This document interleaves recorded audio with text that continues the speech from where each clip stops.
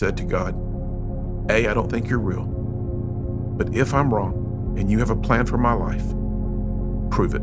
2 weeks come and go. I didn't even remember praying that prayer. There was zero faith attached to my prayer. I audibly heard the voice of God, and the 2 words he spoke to me were, call Mom.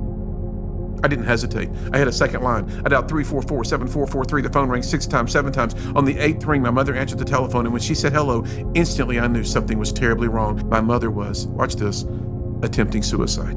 She was dying. You're here and 25 minutes away on the other end of the telephone line. The lady who gave birth to you is literally dying. That, my friend, will change your life. It becomes, again, defining moment. I ran out of my office, ran past Sharon, jumped into my car, drove up Interstate 75 in Chattanooga, Tennessee, and I drove up this interstate and I talked to this God I did not know. I beat on the door that day. My mom was barely alive and she came down some stairs. She fell into my arms. I picked her up at me. She says, Dean, I can't be dying. And I said, Mom, hang on. You're not going to die, but you're going to have to choose to live. Get her to a hospital that day. 45 minutes later, this doctor walks across the ER to my father. This doctor has the most perplexed look on his face, and he said, Mr. Sykes, there's no medical reason to tell you this at all. It is a, quote, miracle of God. Your wife's fine. I heard that doctor say miracle of God. I looked straight up to heaven. I was like, you've got to be kidding me. You're real? I could take you to the spot in Park Ridge Hospital where I leaned against the wall and I had an encounter with Jesus.